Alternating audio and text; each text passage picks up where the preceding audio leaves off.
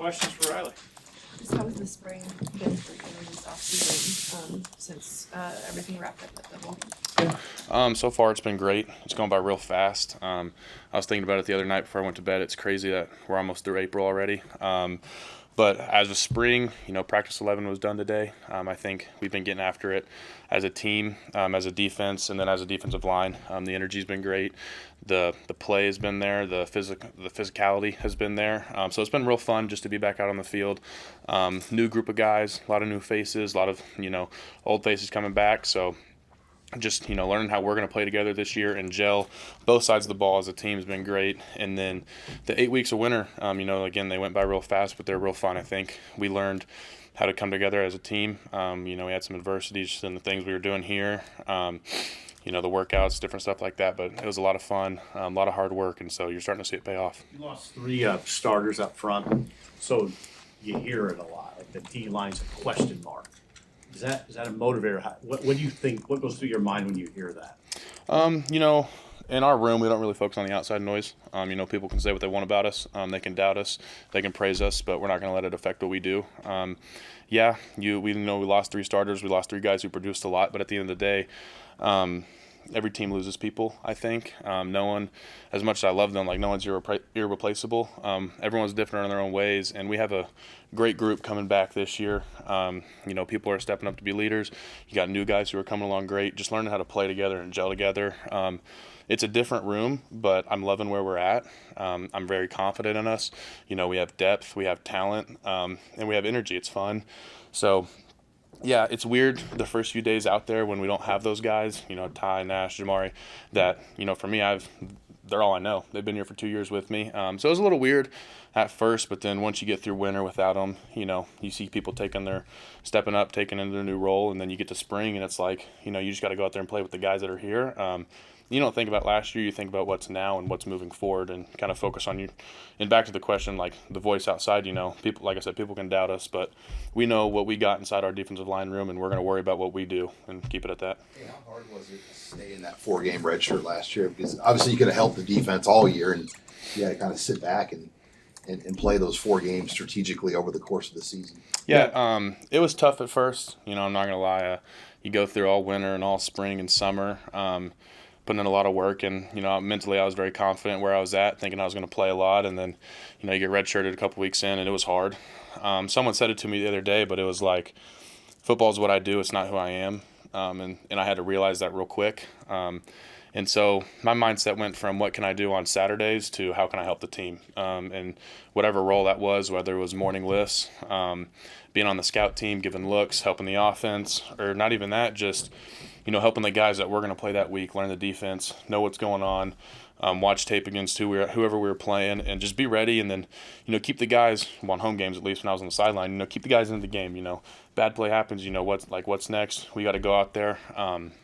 So it was rough, but at the end of the day, I think personally it allowed me to take a lot of pressure off myself and really develop as a player. I got to go out there. I kind of looked at it as, I got 3 days a week to go out there and just play football.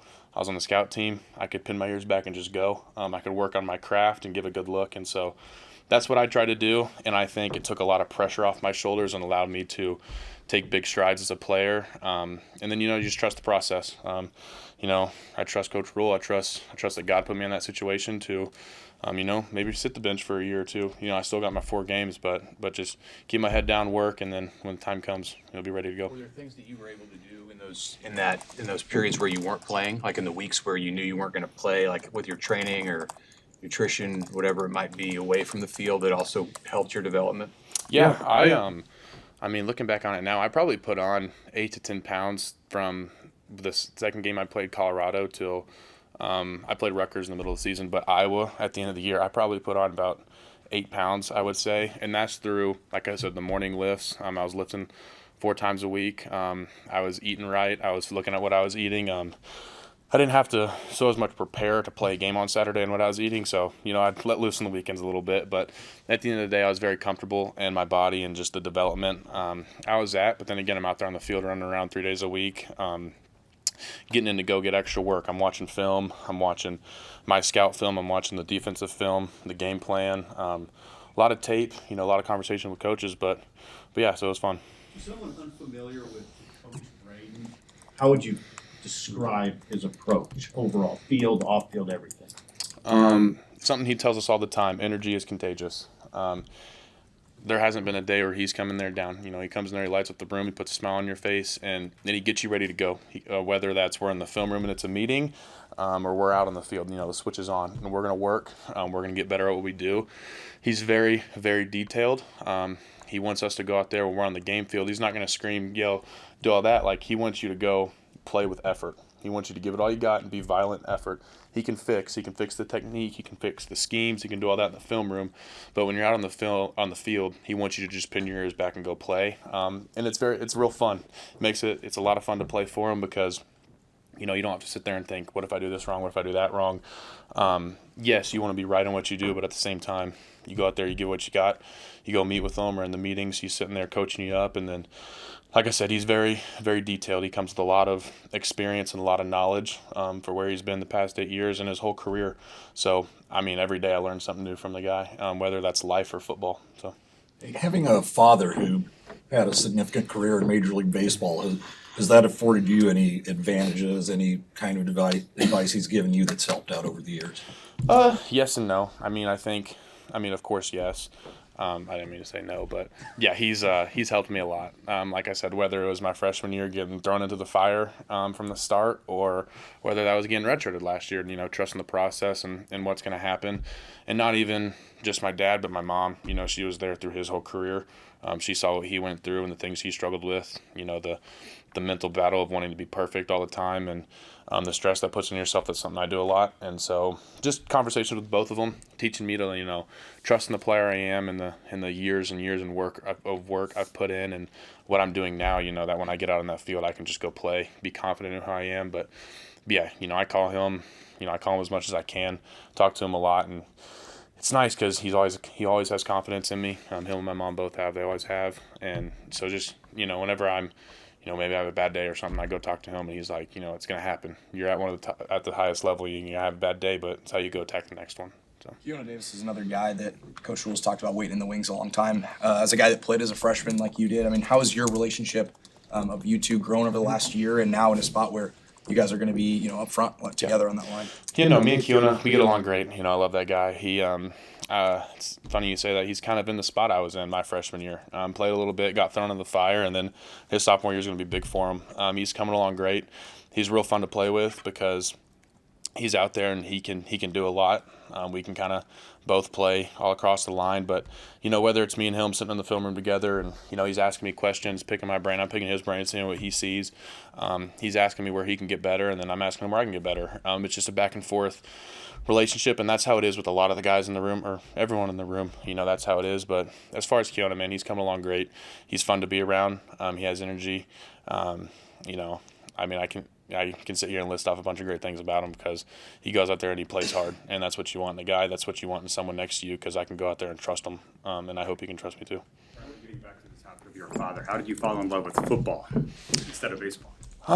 You know, for the longest time, I did think I was going to be a professional baseball player. I wanted to be a pitcher, first baseman, and hit every once in a while. And then I played baseball growing up. It was real fun, and kind of once I got into high school, COVID hit. You know, I put a lot of weight on, and football was real fun to me. From Texas, you know, everyone says that's Texas high school football. It's what they breed down there. So where I came from, it was real fun. You know, we had a great baseball team too, but like I said, I got a lot bigger physically, and there was times I'd be at baseball practice catching myself thinking like, you know, dang, I wish I was with the guys in the indoor training right now, you know, doing bags, you know, working on my craft because I wanted to be good at football. I wanted to go out there and play, and there's just something about it, you know, going out there. You can shut out everything else in your life and just kind of go be violent, go have a lot of fun and go let everything out.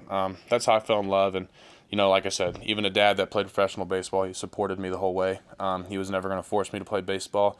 He wanted me to play multiple sports growing up because he believed it would better me. He doesn't believe in, you know, a one-sport guy. But then he's always said there was a time where you're going to have to choose one and stick with it if that's what you want to do. And I chose football. And he always said he knew I was going to be a football player. He could tell that my heart was in it more. I always denied it until I finally ended up quitting baseball. But, yeah, he always supported me. Were you pretty good in baseball? I didn't throw as hard as my dad did, not even close. But every once in a while I had a good outing, and then I always think I was a really good first baseman. You know, I could get the splits out there a few times. I was pretty flexible. I could pick a lot of balls, and then at the plate, I was a home run strikeout kind of guy. I was hitting that thing to the fence, or it was a pop fly to the pitcher, or a ground out. It was one or the other. I was swinging out of my shoes. So yeah. I was just gonna ask you too, Riley, just what's the spring transition been like for you? You go from a red shirt to where you are now, all the starters are gone. Like, how have you maybe taken steps to be a leader, or what's that transition been? Yeah, it's been a lot of fun. I think it dates back to winter workouts when we first got back. Realizing that I'm in a position where I'm going to have to step forward, and I want to be a leader. I want to be one of those guys that the team can count on as a person and as a player. That when the lights are the brightest, I can go out there and I can make a play. I can put the guys in my back, but I don't say that selfishly. I mean, I want the whole team around me. I want to help them too, and doing what I can do, whether that's helping a young guy, learn, adjust to the college life, whether he's a transfer or an early enrollee or someone like that. Just kind of seeing the role, like the spot I'm in, to step into a leadership role. It was tricky at first, but I think the more and more I do it, the more comfortable I get. And I have support from the guys, so that means a lot. They do trust me. They look at me in that light. And so just learning each and every day to go out there and, trust in myself. Don't doubt myself. I think that would be the biggest thing is, I've put all the work in. I can go out here. I can be a leader as a person, as a player, and just going out there, giving it my all for those guys around me. Everything. Thank you all. Have a good day.